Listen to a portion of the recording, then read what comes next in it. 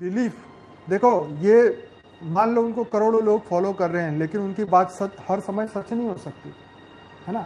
दुनिया में इतने धर्म हैं, उनको 250 करोड़ कितने करोड़ लोग फॉलो कर रहे हैं, लेकिन उनकी बात सच नहीं है। रीबर्थ एक साबित हो चुका है, साइंस ने प्रूफ कर चुके हैं। थियोरी ऑफ कर्म भी अब प्रूफ हो चुका है, पूरी दुनिया के लोग कर्म, थियोरी ऑफ कर्म को मान रहे हैं। तो आज हम जो मानेंगे, आज हम उसको मानेंगे तो ही तो उसको उसके हिसाब से कर्म करेंगे ना, तभी तो हमारे कर्म श्रेष्ठ बनेंगे। अगर हम ये मानेंगे कि ये हमारा आखिरी जन्म है और इसके बाद हमारा हमारे जन्म नहीं होगा, या थियोरी ऑफ कर्म आज जो मैं करूँगा मुझे भुगतना ही नहीं है, तो फिर तो पूरा कर्म सिस्टम खराब हो जाएगा। तो परमात्मा ने इस बात को पूरी पूरी समस्त मनुष्य को समझ में आए, इसीलिए थियोरी ऑफ कर्म को सभी जगह पुराणों में और सभी जगह हमारे गीता, रामायण, महाभारत, हर जगह पे, है ना, हर जगह इस थियोरी को समझाया गया कि जैसा करोगे वैसा भरोगे, जैसी सोच होगी वैसे ही तुम्हें मिलेगा। तो इसीलिए अपने वाइब्रेशन बदलो, सोच बदलो, दुनिया बदलो, अपने आप को बदलो, स्व परिवर्तन करो। हर जगह हर धर्म में अच्छी बात जरूर बताइए कि बुरा नहीं करना, ये नहीं करना, वो नहीं करना, सब कुछ है, लेकिन इसके पीछे मूल क्या है? मूल तो यही है ना कि आत्मा जो कर्म बंधन, क्योंकि आज जो मैंने वीडियो सुना उसमें एक छोटी सी बात हुई थी कि एक छोटी बच्ची पे रेप की बात हुई थी कि उसके ऊपर जो रेप हुआ उसके लिए उसने सिस्टम को दोषी ठहराया।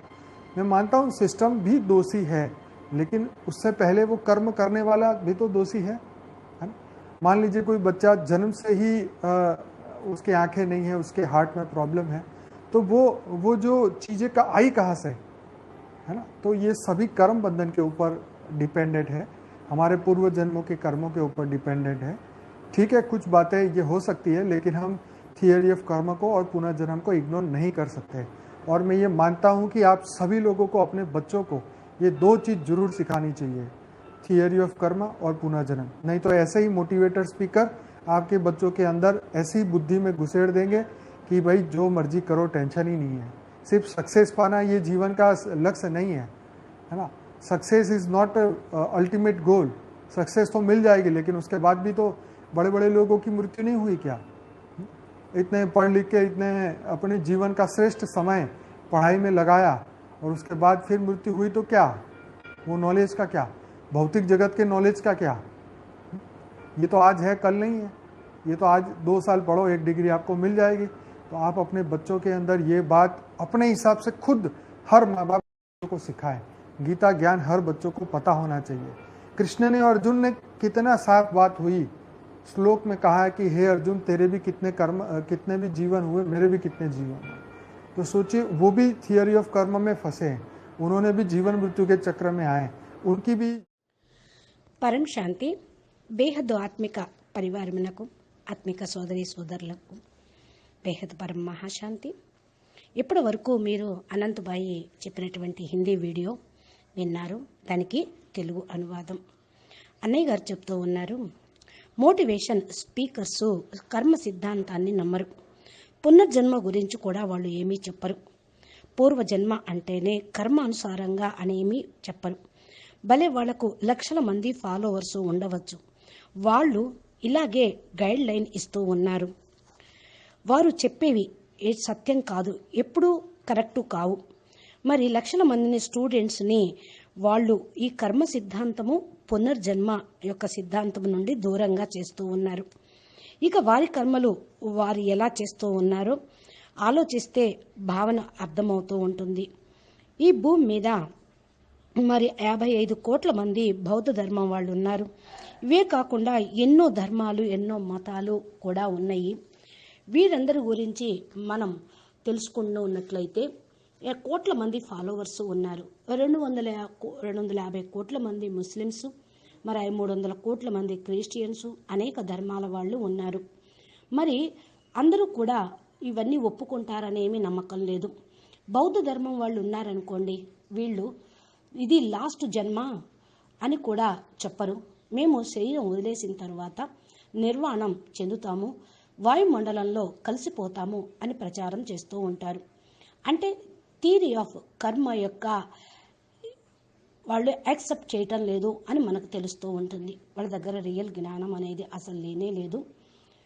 వారికి కర్మ సిద్ధాంతం యొక్క విషయం గురించి తెలియదు.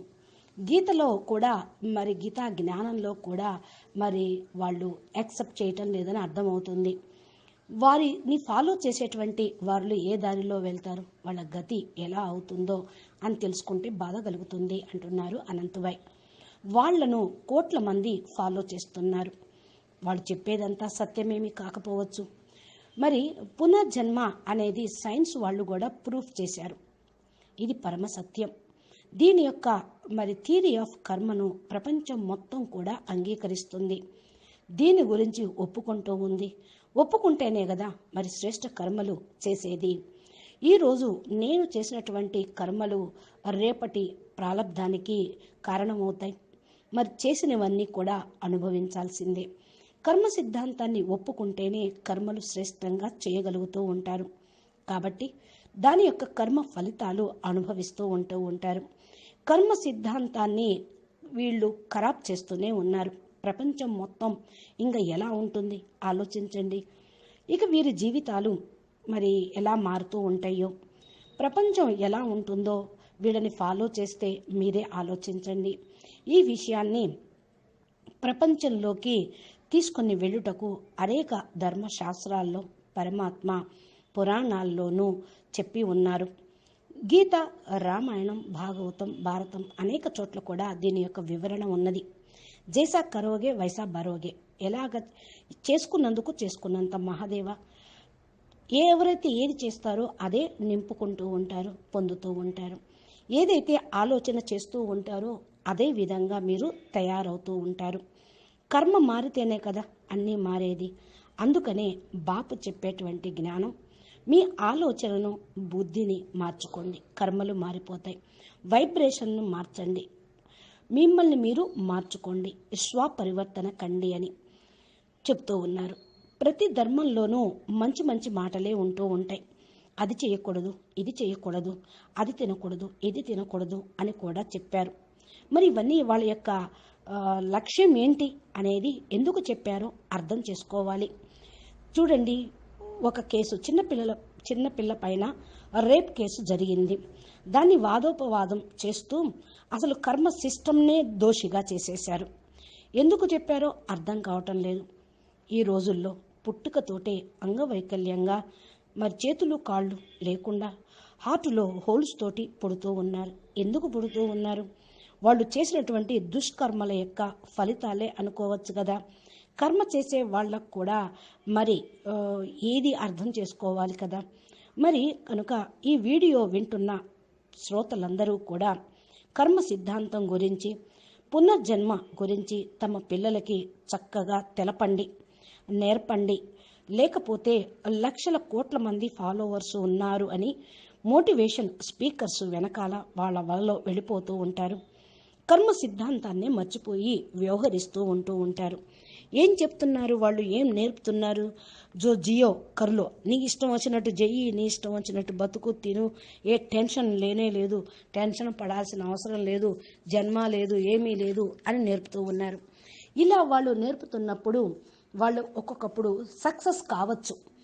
సక్సెస్సే అనేది మరి ముఖ్యమైనది కాదు జీవితంలో. సక్సెస్ ఈజ్ నాట్ మరి అటెంప్ట్ అని అంటూ ఉంటారు. గోల్ని అటెంప్ట్ చేసేది కాదు. భలే మోటివేషన్ స్పీకర్స్ ప్రోగ్రామ్స్ పెట్టి సక్సెస్ కావచ్చు, పెద్ద వాళ్ళందరూ కావచ్చు. మరి వాళ్ళు ఏమైనా సదా శాశ్వతంగా జీవిస్తూ ఉన్నారా? శరీరం వదిలేస్తారు కదా. వదిలేసిన తర్వాత వాళ్ళు ఎలాంటి జన్మలు తీసుకుంటారో మీకేమన్నా తెలుసా? అదన్నీ పరమాత్మ చూసుకుంటూ ఉంటారు. ఆయన కోర్టులో అయితే అన్ని కర్మలకు మరి జడ్జిమెంట్ అనేది ఉంటూ ఉంటుంది. కనుక ఏదైతే కర్మ బంధనాన్ని కూడా కర్మ బంధన అనేది ఎవరిని ఎప్పటికీ కూడా వదిలిపెట్టదు. ఎన్ని సంవత్సరాలు కష్టపడి చదువుకొని ఎండి డాక్టర్ కావచ్చు, చనిపోయిన తర్వాత వాళ్ళ భౌతిక నాలెడ్జి పనికొస్తుందా? 2 సంవత్సరాలు 3 సంవత్సరాలు కష్టపడంగానే చేతికి డిగ్రీ వచ్చేస్తుంది. ఇప్పుడు డైరెక్ట్గా కూర్చుంటేనే డిగ్రీకి రాసేసుకోవచ్చు. అందుకనే మీ లెక్క అనుసారంగా కూడా మీ పిల్లలకి ఆ విద్య, భౌతిక విద్యతో పాటు అలౌకికమైనటువంటి విద్యను కూడా మీరు నేర్పండి. గీతలో కృష్ణుడు కూడా అర్జునుడికి చెప్పారు, హే అర్జున, నీకు నాకు అనేక జన్మల యొక్క సంబంధం ఉంది. నీవు నీ జన్మల గురించి మర్చిపోయావు, నాకు అన్నీ తెలుసు అని అన్నారు. మరి ఆయన కూడా జన్మ మరణ చక్రంలో ఇరుక్కుపోయినట్టే కదా. భలే యాక్సిడెంటల్గా కృష్ణుడు శరీరం వదిలేశాడు. అది కూడా కర్మ సిద్ధాంతమే. రామ అవతారంలో వాలిని చెట్టుచాటు నుండి చంపినందుకు అదే వాలి మరలా బోయవాడిగా జన్మించి చెట్టు క్రింద ఉన్నటువంటి కృష్ణుడి యొక్క బొటన వేలును పక్షిలాగా అనుకొని బాణం వేశాడు. అదే కృష్ణ నిర్యాణానికి కారణమైంది. అనగా ఈ విధంగా కర్మ సిద్ధాంతాన్ని అంశావతారాలు కూడా ఆ పరిస్థితి అనుసారంగా అనుభవించారు, జన్మ మరణ చక్రంలో ఉన్నారు అని మనకిక్కడ అర్థమవుతూ ఉంటుంది. కాబట్టి పిల్లలకు నేర్పాల్సింది తల్లిదండ్రులు ఇలాంటి కర్మ సిద్ధాంతము, పునర్జన్మ అనేది నేర్పితే భయము, భక్తి, శ్రేష్ఠ కర్మలు చేస్తూ శ్రేష్టమైనటువంటి మానవులుగా తయారు కాగలుగుతారు. అచ్చా, పరం శాంతి. నమస్తే, ధన్యవాదాలు. బేహద్ కే బేహద్, పరం పరం పరం మహాశాంతి హై.